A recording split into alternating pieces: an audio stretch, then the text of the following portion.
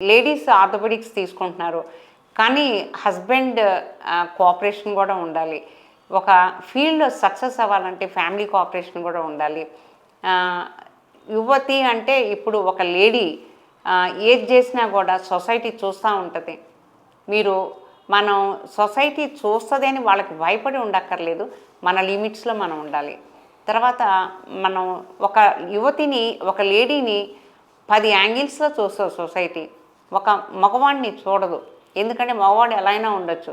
లేడీని మాత్రం 10 యాంగిల్స్‌లో చూస్తుంది. అమ్మగా చూస్తుంది, చెల్లెలుగా చూస్తుంది, అక్కగా చూస్తుంది, డాక్టర్గా చూస్తుంది. ఎన్నో యాంగిల్స్ ఉంటాయి. అలా మగవాడిని ఆ మగవాళ్ళు అంత ప్రేమను కూడా సొసైటీ అంటే ఆశించదు. మగపిల్లలు అంటే ఇలానే ఉంటారు. కానీ ఒక లేడీ దగ్గరికి వచ్చేసరికి ఈవిడ ఎలా మాట్లాడుతుంది, ఎలా చేస్తున్నారు, ఈవిడ ఏంటి, ఎలా ఉన్నారు అన్నీ కావాలి. కాబట్టి ఒక లేడీ అనేది, స్త్రీ అనేది సొసైటీలో మూవ్ అవటం అనేది జాగ్రత్తగానే మూవ్ అవ్వాలి. మనం చెడు అలవాట్లకి గురి కాకూడదు. స్త్రీ అనేది మాతృమూర్తి. ఆ స్త్రీకి చెడు అలవాట్లు ఉండకూడదు. చెడు అలవాట్లు ఉంటే ఆవిడ ఆ స్త్రీ అనే ఒక పోస్టుకి అర్హురాలు కాదు. చెడు అలవాట్లు చేసుకోకూడదు. తన స్త్రీ మూర్తిగా ఉండాలి.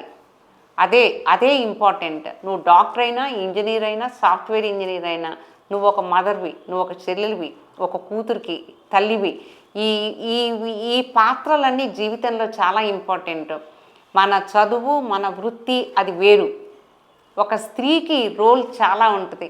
ఫ్యామిలీలో ఉంటుంది, సొసైటీలో ఉంటుంది. ఒక స్త్రీ తాగుతూ ఉంటే ఏ సొసైటీ హర్షించదు.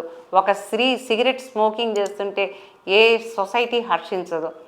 కాబట్టి స్త్రీకి చాలా పెద్ద రోల్ ఉంది. అది నిర్వచనం అనేది లేదు. దానికి ఒక డెఫినేషన్ అనేది లేదు. స్త్రీకి అంత రోల్ ఉంది కాబట్టే స్త్రీకి అంత గౌరవం సొసైటీలో.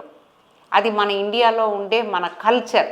కాబట్టి మనం స్త్రీలాగా ఉండాలి. మనం చదువుకున్నా, ఏ ఉద్యోగాలు చేసినా సరే ఒక స్త్రీలాగా ఉండాలని నా కోరిక.